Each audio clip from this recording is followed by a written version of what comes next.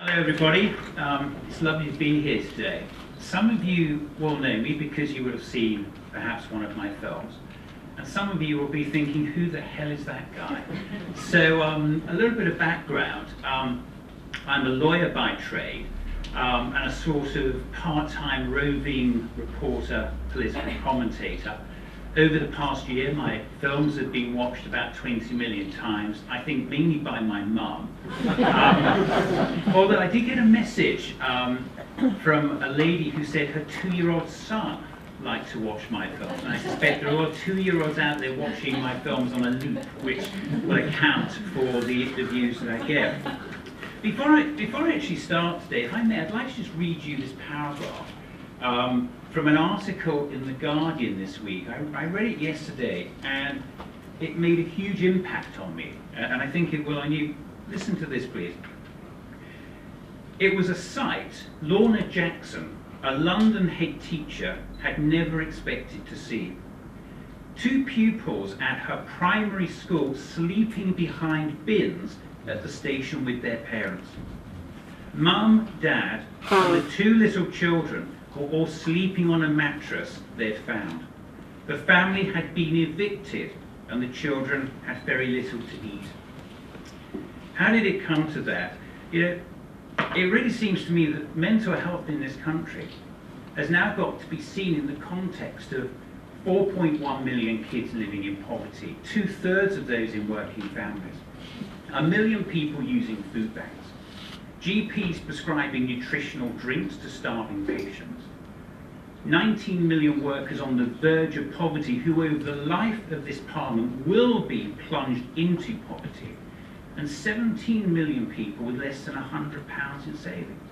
Imagine the strain that those people must be under, and it's difficult for me to even begin to comprehend the devastating impact that all that is having on the mental health of the people in this country.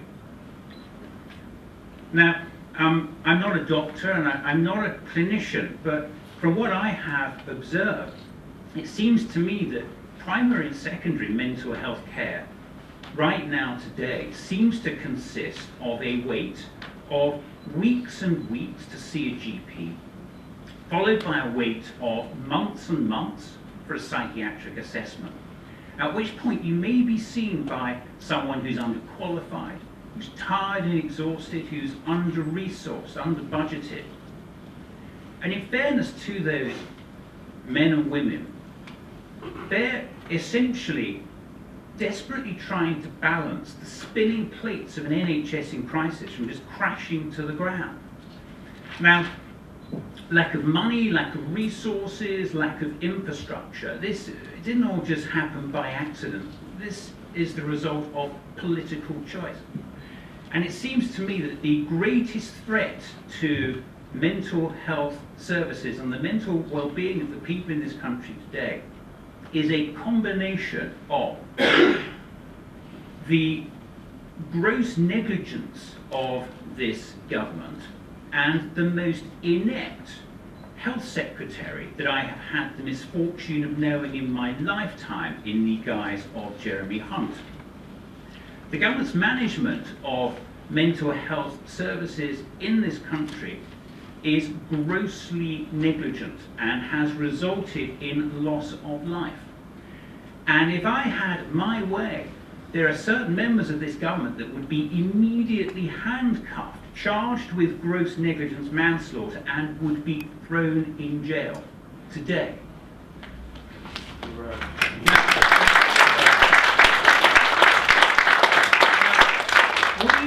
We have today in Parliament a health secretary who is willing to deliberately lie to and deceive both Parliament and the people of this country. It's totally unacceptable. And let me just give you a couple of examples. Last year, Jeremy Hunt told Parliament, he stood in Parliament and he said this: our mental health workforce has increased by 30,000 since 2010. Now, he was subsequently forced to apologise to MPs for inflating that figure a whopping 43 times. The actual figure was less than 700. And he said 30,000. To Parliament, we have got an additional 30,000 mental health workers since 2010. It was less than 700. Now, he refused to accept that he had lied to Parliament on this issue and said it was an innocent mistake. Well, he was out by 29,308. And this is a guy who claimed 27 pence for a half-mile car journey. You know, it's just extraordinary. Now, a few weeks later, he's up to his old tricks again, this time on the Andrew Marr show. He said this: overall, in terms of mental health staff, we've now got 4,000 more than we had 7 years ago. Well, sorry, Jeremy, it's still less than 700. Now, I mean, we all know that Mr. Hunt's lapses of memory don't just extend to the Department of Health and Social Care, because just a few weeks ago he was forced to apologise because he failed to declare the purchase of several luxury apartments on the south coast. Now that is one issue upon which I have sympathy with Jeremy Hunt, because who amongst us has not bought several luxury flats on the south coast, gone home, put the keys in the drawer, and then completely forgotten them? Who has not done that? Now, last year, to great fanfare, Mr. Hunt announced, and I quote, that he was going to create 21,000 new posts in the mental health workforce. Wow, he's going to create 21,000 new posts. Now, it seems that before he made that announcement, somebody at the Department of Health forgot to tell him that we've already got a shortfall of 40,000 nurses and 10,000 doctors. So when he made this announcement of creating 21,000 new mental health workforce placements, overnight he created a shortage of over 70,000 in the NHS workforce. Now, faced with a desperate shortage of nurses, mental health nurses, all nurses, and it's hardly surprising that we've got a shortage, because we all know that over the last several years they've taken a 14% real terms pay cut. We've got nurses that are so financially destitute that they're taking out payday loans just to pay their bills. We've even had stories of some of them resorting to food banks. What does the government do in order to entice nurses to stay and come back to the NHS workforce? Well, they start off last year by not only voting down a pay rise for our NHS nurses, they actually cheered whilst they did it. They cheered whilst they voted down a pay rise for our nurses. And what we've now got on the table for our nurses is a new NHS pay offer, which, whatever way you look at it and whatever way you spin it, means a real terms pay cut for the majority of our NHS nurses. Because those in the higher bands, the more experienced nurses that you want to keep, are looking at a pay rise of just over 6% over the next 3 years, when inflation is fixed to rise by 9%. So it's another crappy, shitty, real terms pay cut. Now, I mean, how else can we look at this? You know, we've got a desperate shortage of nurses. 40,000 nurse shortage. We've got nurses, more nurses leaving the profession at the moment than in any other time in history. And we know why. They're destitute. We've got EU nurses going home and none coming over because of Brexit. It's a desperate situation. And the government makes it worse by scrapping the nurses' bursary.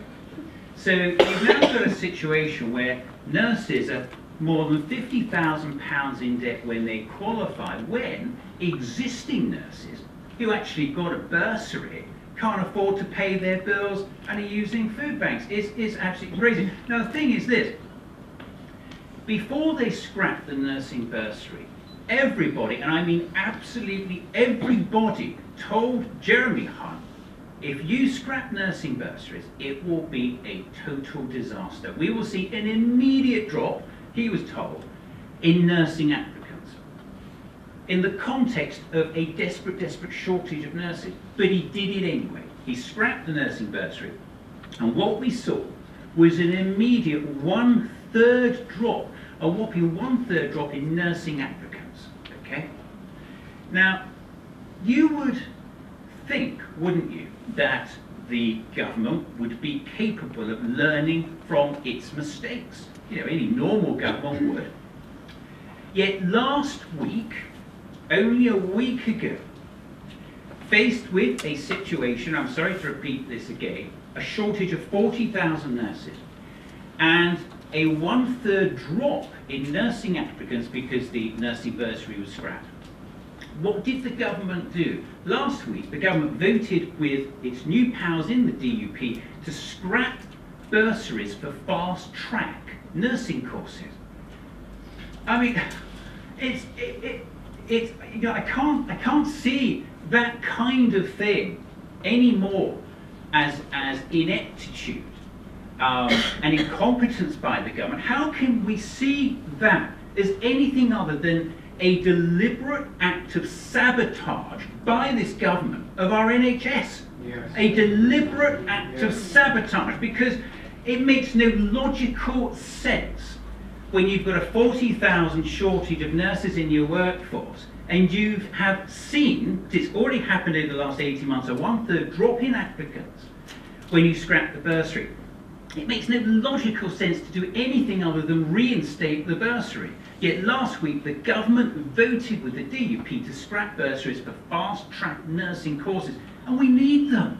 We desperately need them. It was deliberate sabotage of our NHS by the government as part of a bigger thing that is going on there. But if you find that shocking, get this. The DUP support nursing bursaries, and the motion to scrap bursaries for fast-track nursing courses excluded Northern Ireland. You know, now, just give me a show of hands here. How many people in the audience actually knew that? You see, and we've got maybe 3 people in the audience that actually knew that. It's just extraordinary. Look, while I'm doing a show, I'm sorry, am I running out of time? Can you draw to a close? I'm gonna. Hey, listen. See, once you get me going, I can't stop. But hey, listen. Let me leave you with this, guys. Okay. There I am on Twitter. I'm on Facebook now.